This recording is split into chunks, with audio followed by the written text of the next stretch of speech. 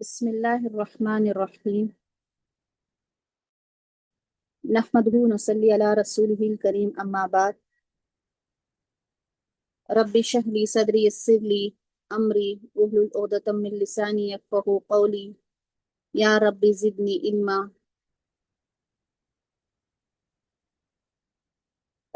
يا رب زدني علما اللهم إني أسألك علما نافعا وعملا متقبلا ورزقا واسعا وشفاء من كل داء يا مقلب القلوب ثبت قلوبنا على دينك. السلام علیکم ورحمۃ اللہ وبرکاتہ. الحمدللہ، تمام تعریف اللہ رب العالمین کے لیے ہے جو خالق مالک پالنہار ہے. اللہ کا بے پناہ شکر احسان کہ اللہ تعالیٰ نے ہم تمام کو اسلام جیسی عظیم نعمت سے نوازا، مسلمان گھرانوں میں پیدا کیا. اللہ کا پھر ایک مرتبہ بے انتہا شکر احسان کہ اللہ تعالیٰ نے زندگی جیسی عظیم نعمت ہمیں دی اور یہاں پر جمع کیا تاکہ ہم حق اور باطل کو جان سکیں، حق کو پہچان سکے، اپنی ایمان کو اور مضبوط کر سکے. الحمدللہ سورہ ملک کا یہ ہمارا سلسلہ چل رہا تھا. تقریباً ہم نے کل 11 آیات مکمل کی تھی. ہم نے ان آیاتوں میں دیکھا تھا کہ کس طرح اللہ تعالیٰ نے اس وقت جھٹلانے والوں، جو جہنم جن کا ٹھکانہ ہوگا، جو گمراہی میں مبتلا تھے دنیا میں، جب وہ اپنے جہنم کو دیکھیں گے اپنی آنکھوں سے تو ان سے کس طرح سے سوال کیا جائے گا کہ تمہارے پاس کوئی ڈرانے والا آیا تھا یا نہیں. تو اس کا وہ کیا جواب دیے؟ وہ کہیں گے کہ کیوں نہیں، ہمارے پاس آیا تھا لیکن ہم نے اس چیز کو جھٹلایا تھا. اور وہ افسوس کریں گے اس وقت کہ کہیں گے اگر ہوتے ہم سنتے یا سمجھتے تو ہم نہ ہوتے دوزخ والوں میں سے. وہ اعتراف کریں گے اپنے گناہوں کا. تو اس وجہ سے ہم نے پچھلی آیت میں دیکھا تھا کہ اللہ تعالیٰ نے ان کو اتنی دور، ان کے جرم کی وجہ سے اتنی دور، یعنی جہنم میں ان کو شمار کر دیا، دوزخ والوں میں اتنی دور ان کو گرا دیا. اب آگے کی آیت ہم دیکھ رہے ہیں جس میں اللہ رب العالمین آپ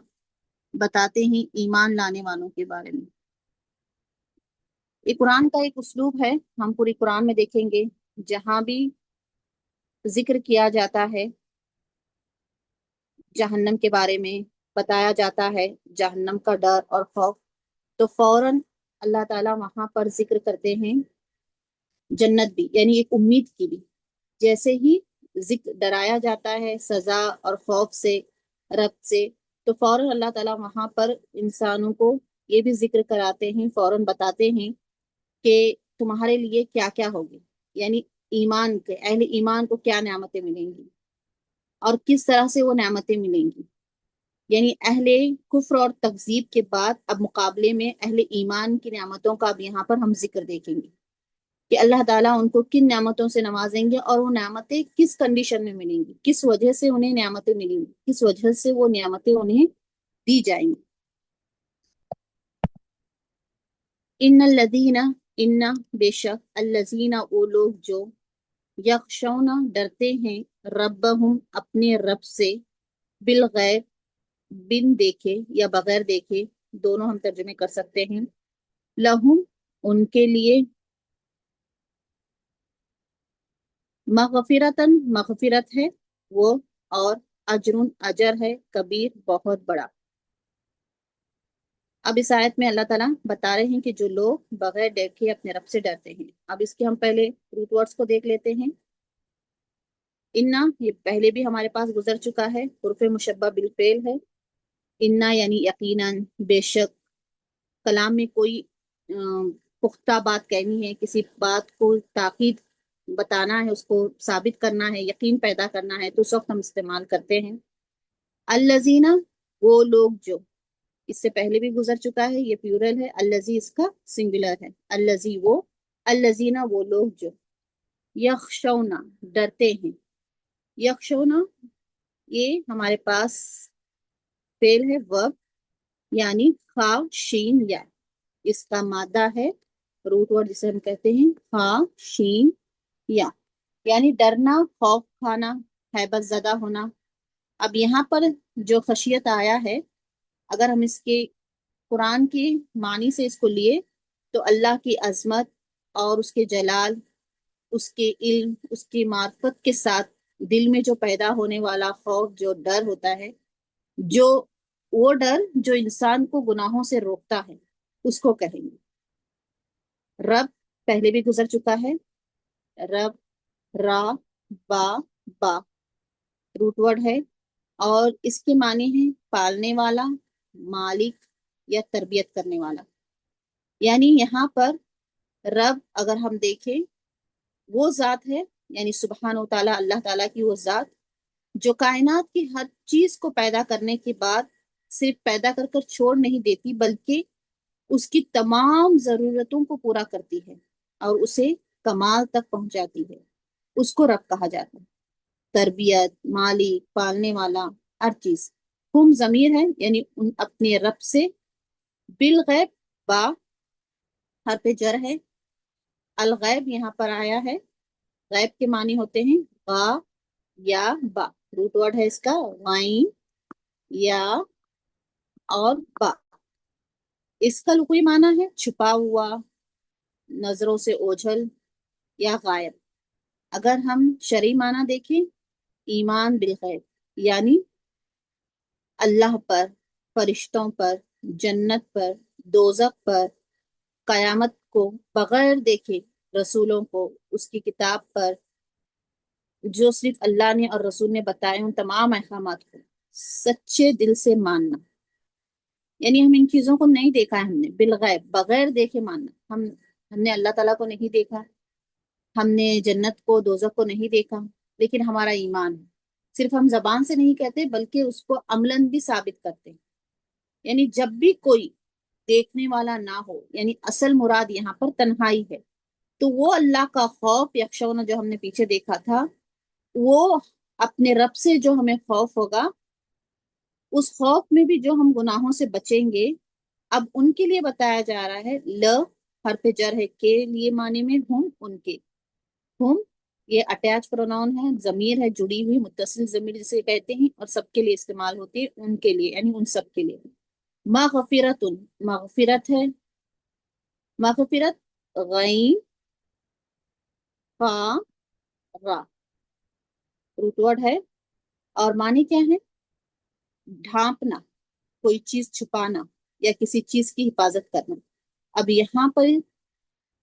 شرعی معنی اللہ تعالی کا بندے کے گناہوں کو چھپا دینا، انہیں معاف کر دینا، بندے کو ان کے گناہوں کے برے اثرات سے، عذاب سے، جو اس کا نتیجہ آنے والا ہے، اگر بندے نے توبہ کی ہے تو اس کی مغفرت کرنا، اسے چھپا لینا، اسے ڈھانپ دینا ان گناہوں۔ وہ اور اجر، اجر ہے، اجر حمزہ جیم را روٹ ورڈ ہے، معنی ہے بدلہ یا مزدوری یا اجرت، جو پیمنٹ کرتے ہیں ہم کسی چیز کا ہونے کے بعد، کام کمپلیٹ ہونے کے بعد جیسے کسی کو پیمنٹ دیتے ہیں، اس طرح۔ یعنی اب یہاں پر اگر ہم دیکھیں، یہاں پر اجر سے مراد ہے وہ نیکیاں جو ہم نے دنیا میں کی ہیں، ثواب، وہ نعمتیں۔ یہ اجر سے مراد جو بھی ہم نے دنیا میں نیکیاں کی ہوں گی، اس کی جو جزا ملے گا، اس کا جو ثواب ملے گی، اس کی جو نعمتوں کا اللہ نے وعدہ کیا ہے، جنت کا، یا اللہ تعالیٰ کا دیدار، یا آپ صلی اللہ علیہ وسلم کے ہاتھوں آب کوثر پینا، یہ سارا اجر ہی ہے نا، یہ سارا ریوارڈ جو ہمیں ملے گا۔ تو وہ اس کو بتایا جا رہا ہے کہ مغفرت ہے، اور کیا ہے دوسری چیز، ان کو اجر ملے گا۔ کیسا اجر؟ اب اس اجر کی کوالٹی بتائی جا رہی ہے کہ صفت بیان کی جا رہی ہے اجر کی، کیسا؟ بہت بڑا، کبیر، بہت بڑا، کا با را، معنی ہے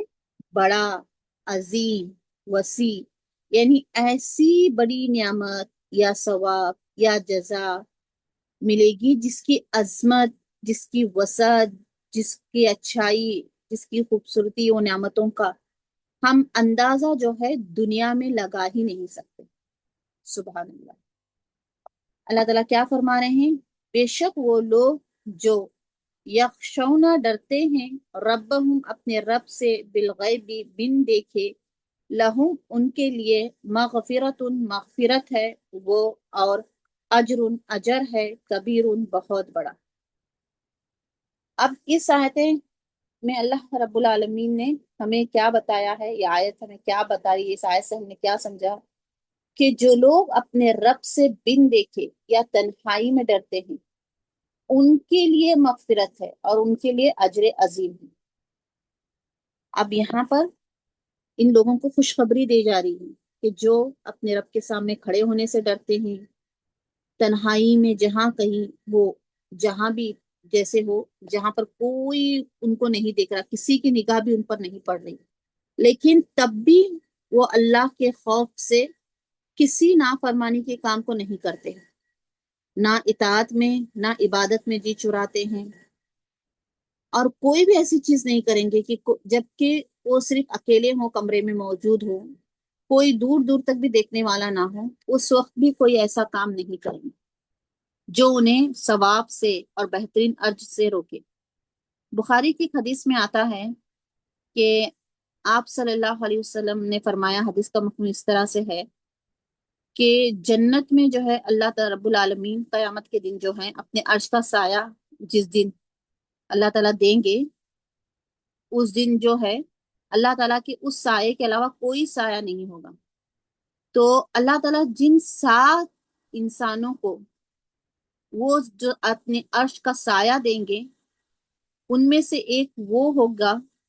جسے کوئی مال و جمال والی عورت زناکاری کی طرف بلائے، لیکن اس انسان کا جواب ہو کہ اس نے کہہ دیا کہ میں اللہ سے ڈرتا ہوں، اور دوسری چیز جو ایسا اس نے صدقہ کیا ہو کہ اس کے رائٹ ہینڈ سے جو بھی اس نے دیا ہوگا وہ اس کے لیفٹ ہینڈ کو بھی اس کی بھنک نہیں ہوئی ہوگی۔ یعنی سبحان اللہ، 2 باتیں آئیں اس میں بن دیکھے۔ برائی پر ایک عورت کا دعوت دینا جو وہاں پر کوئی موجود نہیں تھا، اس انسان اس چیز کو کرنے پر قدرت طاقت رکھتا تھا، وہ کر سکتا تھا چاہے تو، کیونکہ وہ اس کے اور اس کے درمیان کا ہی معاملہ تھا، لیکن اس نے اس دعوت کو انکار کیا، نہیں قبول کیا، کیونکہ اس کے دل میں اللہ کا خوف اور ڈر تھا۔ اور دوسری چیز صدقہ، یعنی دنیا کے دکھاوے میں دینے کے لیے تو بہت کچھ انسان کرتے ہیں بغیر دیکھے۔ یہاں پر حدیث میں کیا الفاظ استعمال ہو رہے ہیں کہ جو اس نے صدقہ کیا دائیں ہاتھ سے، جو بھی اس نے خرچ کیا، اس کے بائیں ہاتھ کو بھی وہ بھنک خبر نہ لگے، یعنی جو کچھ اس نے رائٹ ہینڈ سے دیا ہوگا وہ اس کے لیفٹ ہینڈ کو بھی اس کی تھوڑی سی بھی بھنک نہ ہو۔ تو سوچئے سبحان اللہ، کتنا یعنی لوگوں کو دکھائے بغیر ایک نیکی کو اس نے کیا اللہ کی خاطر، اللہ کی رضا کے لیے۔ تو یہی اصل ہے، مغفرت کے لیے، اجر عظیم کے لیے یہاں پر یہی شرط بیان کی جا رہی ہے۔ جہنم کے عذاب سے اگر ہمیں بچانا ہے، اہل ایمان اور نیک لوگوں میں ہمارا شمار ہونا ہے، ہم یہاں پر اگر بچنا چاہ رہے ہیں، مغفرت اللہ تعالیٰ کی پانا چاہ رہے ہیں، اجر کبیر پانا چاہ رہے ہیں،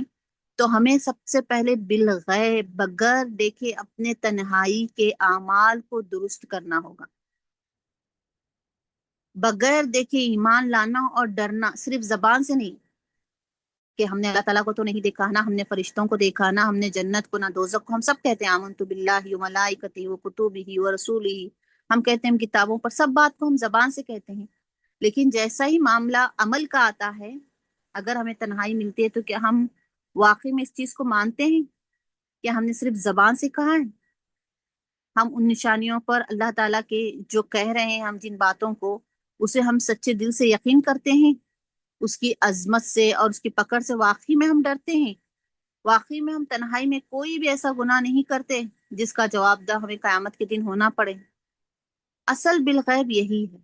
بالغیب کا معنی یہی ہے کہ ان ساری چیزوں پر ہمارا ایمان مضبوط ہونا، ہم اچھائی پر، اچھی تقدیر، بری تقدیر، اس پر بھی ہمارا ایمان ہے، لیکن ہم کہتے ہیں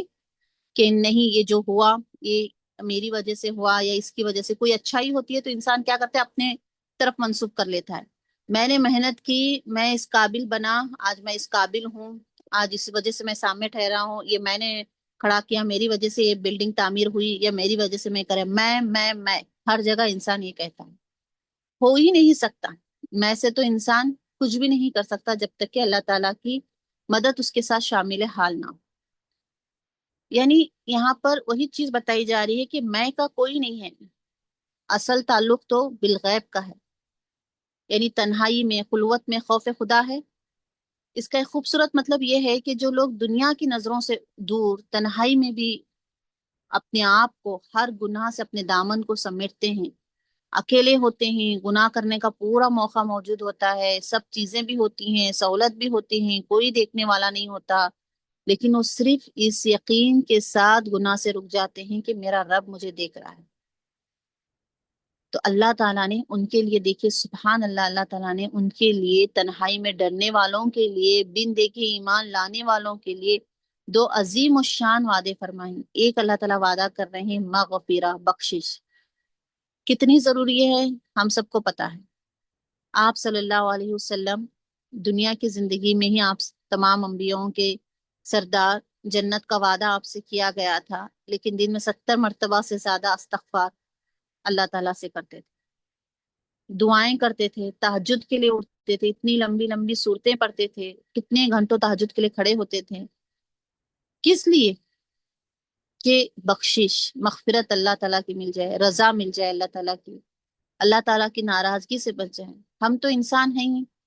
ہم بھی انسان ہیں، اور ہم تو خطاؤں کا پتلا ہیں، کوئی نہ کوئی لغزش، کوئی نہ کوئی غلطی، کوئی نہ کوئی کمی ہمارے اندر ہوتی ہے، اور کچھ نہ کچھ کرتے ہیں۔ آج کل کی مصروف دنیا میں ہماری عبادتیں بھی ایسی نہیں ہیں، جلدی جلدی والی عبادتیں، نہ وہ خشوع ہے، نہ وہ خضوع ہے، نہ وہ سکون ہے، نہ ہی وہ اطمینان ہے ہماری عبادتوں میں۔ ہمیں یہ بھی پتہ نہیں کہ ہماری وہ عبادتیں قبول ہوں گی یا نہیں، کوئی نہ کوئی لغزش ہوئی ہوگی، لیکن جو دل میں خوف خدا رہتا ہے کہ اللہ ہمارے ان گناہوں پر پردہ ڈالے گا، ہمیں معاف کرے گا، اگر ہم اللہ سے گر گڑائیں گے، اللہ سے ہم بار بار طلب کریں گے تو ضرور ہمیں معافی ملے گی، تو وہ کیفیت ہمیں بخشش دلا سکتی ہے، ہماری مغفرہ کرا سکتی ہیں۔ اس کے بعد دوسرا جو وعدہ کیا گیا، اجر کبیر، بہت بڑا اجر۔ اب کیسا اجر؟ بہت بڑا اجر میں ہم نے دیکھا ہے یہاں کبیر کہا گیا ہے، یعنی اللہ تعالیٰ نے اجر کو کبیر، بہت بڑا کہا۔ جب کائنات کا مالک، پیدا کرنے والا رب العالمین کسی چیز کو بڑا کہے تو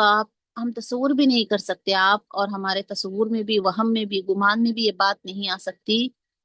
کہ سبحان اللہ، وہ نعمت، وہ ثواب اور وہ جنت کی انعامات کتنی شاندار اور عظیم ہوں گی، یہ ہمارے تصور میں بھی نہیں آ سکتا، وہم اور گمان میں بھی نہیں آ سکتا۔ تو یہ آیت ہمیں بتاتی ہے کہ ایک مسلمان کا کردار اجتماعی طور پر نہیں، اس کے اخلاق، اس کی پرسنالٹی جسے ہم کہیں گے، سب کے کامن، سب کے سامنے اجتماعی طور پر نہیں، بلکہ تنہائی میں بھی ویسی ہونا چاہیے جیسے لوگوں کے سامنے ہوتی ہے۔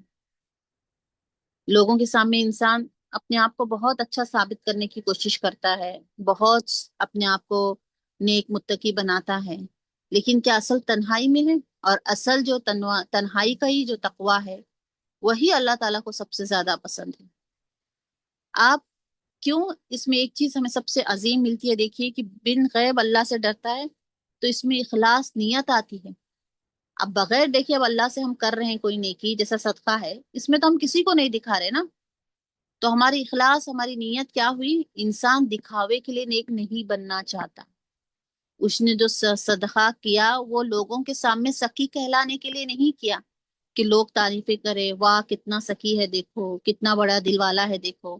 بلکہ کیا چاہتا تھا؟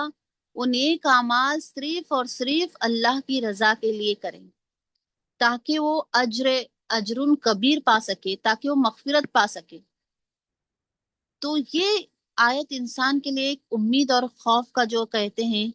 ایک مقابلہ، ایک توازن، ایک مطلب ایکوالٹی بتاتی ہے۔ یہ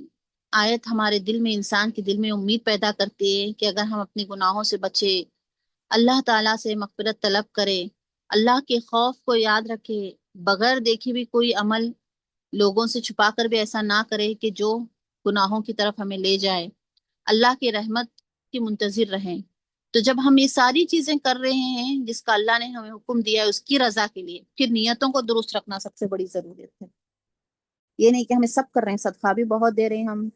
اللہ کی راہ میں بھی خرچ کر رہے ہیں، نمازوں پر نمازیں پڑھ رہے ہیں، عمرہ پر عمرہ کر رہے ہیں، حج پر حج ہو رہا ہے ہمارا، رشتہ داروں میں بھی بہت عزیز ہیں ہم، سب رشتہ دار تعریف کرتے ہیں ہماری، سب کے ساتھ ملنا جلنا بھی، لیکن سب بیکار اور غارت ہو جائے گا اگر ہماری نیت اخلاص نہیں ہے، خالص کا۔ اس میں سب کچھ چھپا کر کرنے کا حکم ہے، نیکیوں کو لوگوں کو دکھا کر کرنے کا حکم نہیں ہے، چھپا کر کرنے کا حکم ہے۔ تبھی ہم اللہ کی رحمت اور اس کے بہت بڑے اجر کو پا سکتے ہیں، تبھی ہمارے سامنے یہ اجر عظیم ہمارا منتظر ہوگا۔ ایک بار رسول اللہ صلی اللہ علیہ وسلم صحابہ اکرام میں سے ایک مرتبہ ایک صحابی نے کہا کہ یا رسول اللہ، ہماری دلوں کی جو کیفیت ہوتی ہے نا، جب ہم آپ کے ساتھ بیٹھتے ہیں مجلسوں میں، جب دین کی باتیں سنتی ہیں، ٹھیک ہے، تو اس وقت ہماری کیفیت ایک الگ ہوتی ہے۔ اب دیکھیے انسان ہی ہے نا، جیسا اب ہم بھی بیٹھے ہوئے ہیں تو ہمارے دماغوں میں یہ سنتے وقت کلام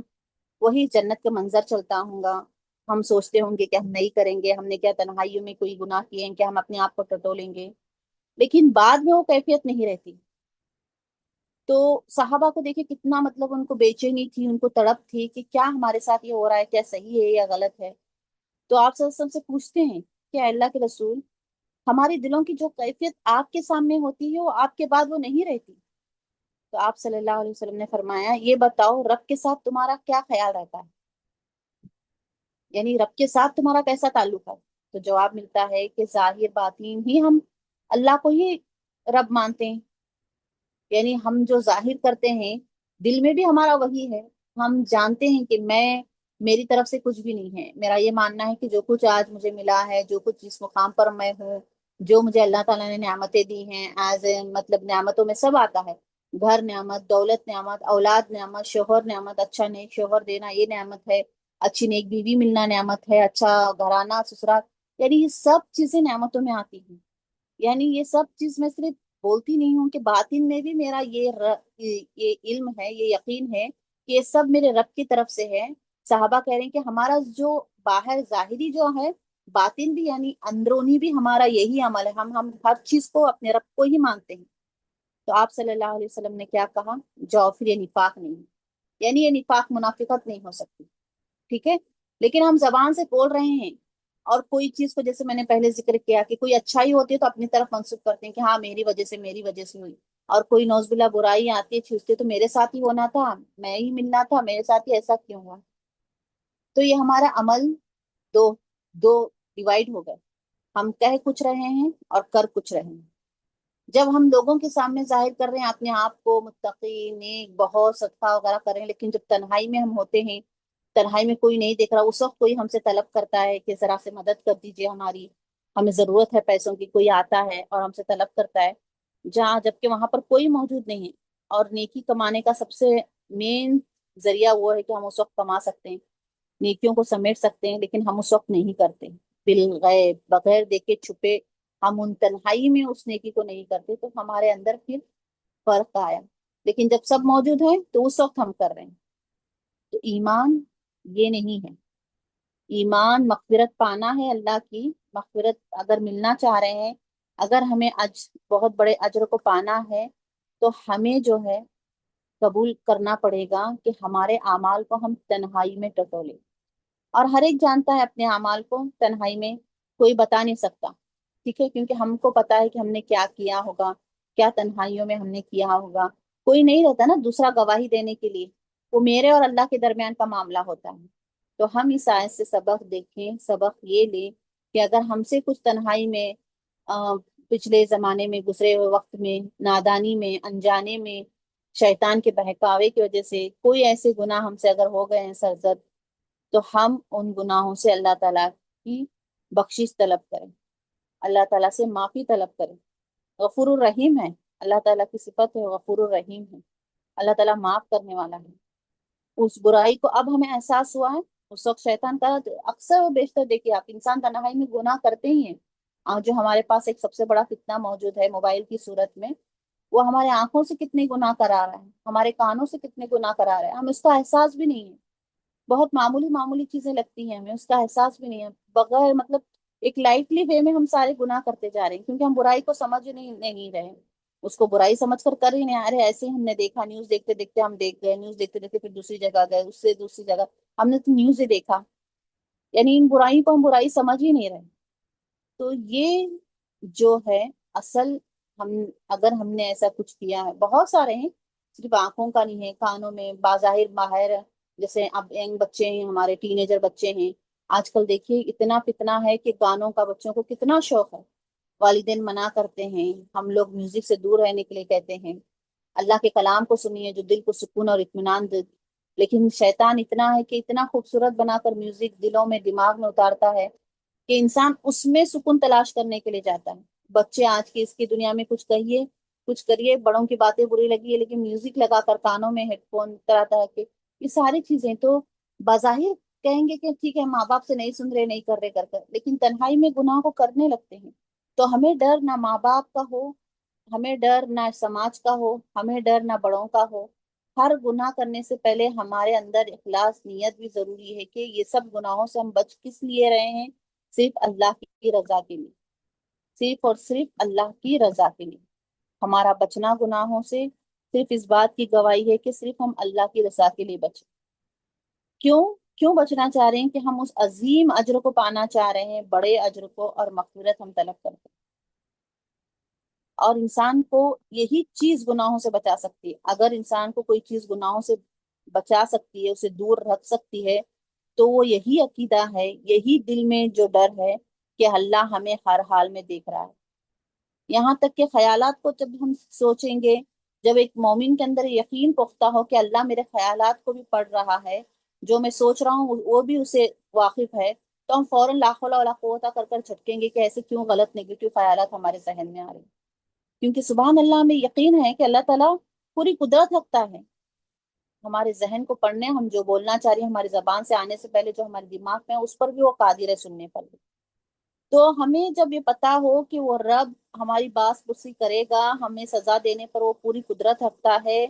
وہ ہر حال میں ہمیں دیکھ رہا ہے، جو کچھ میں کر رہا ہوں دنیا کے ہر حصے میں نظر چھپا کر کر سکتا ہوں، لیکن پھر بھی اللہ تعالیٰ کے حصے میں بچ نہیں سکتا، اس کے کیمرے سے نہیں بچ سکتا، اس کے علیم اس سے میں بے خبر نہیں ہو سکتا۔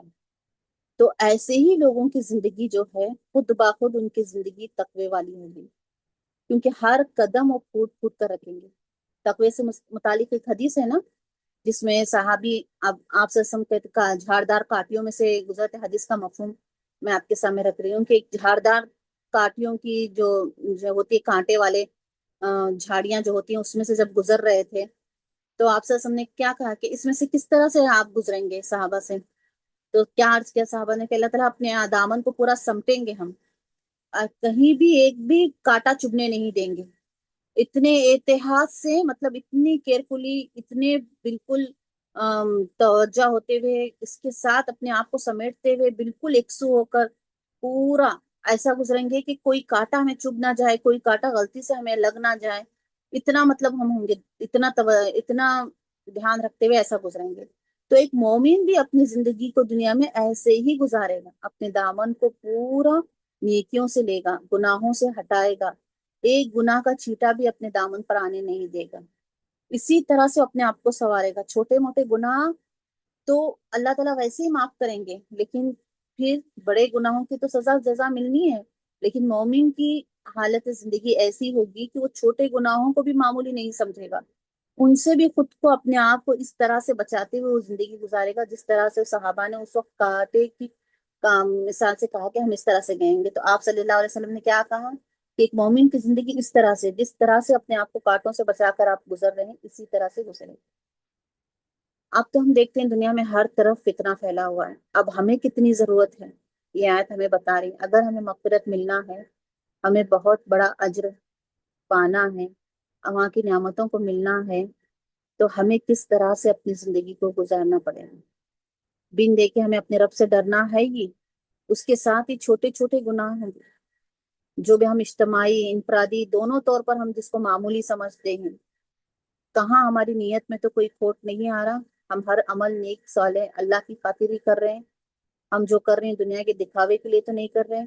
ہم جیسا اجتماعی طور پر سب کے سامنے رہ رہے ہیں ویسے انفرادی طور پر ہیں۔ یہ آیت ہمیں یہی مطالبہ کرتی ہے کہ ہم آج اپنا خود معائنہ کریں، ہماری جانچ آج ہم خود کریں کہ ہم اپنے آپ کو کس طرح سے اللہ سے ڈر اور خوف اپنے اندر رکھتے ہیں، اور کس طرح سے ہم نے تنہائی میں اپنے آپ کو گناہوں سے بچایا۔ اللہ تعالیٰ ہمیں کہنے سننے سے زیادہ عمل کی توفیق دے۔ جو بھی حق بات میں نے آج کہی ہے اللہ تعالیٰ اسے قبول فرمائے اللہ تعالیٰ کی طرف سے، اور جو بھی غلط بات میری زبان سے نکلی ہو میری نفس اور شیطان کی طرف سے، اللہ اس پر مجھے درگزر فرمائے۔ اللہ ہمیں توفیق دے کہ ہم تنہائی میں بھی خوب نیک اعمال کرنے والے بنیں، ہر گناہ سے تنہائی میں بچیں، اللہ تعالیٰ ہماری مغفرت فرمائے اور ہمیں اجر عظیم عطا کرے۔ سبحانک اللہم و بحمدک نشہد ان لا الہ الا انت نستغفرک و نتوب الیک۔ السلام علیکم ورحمۃ اللہ وبرکاتہ۔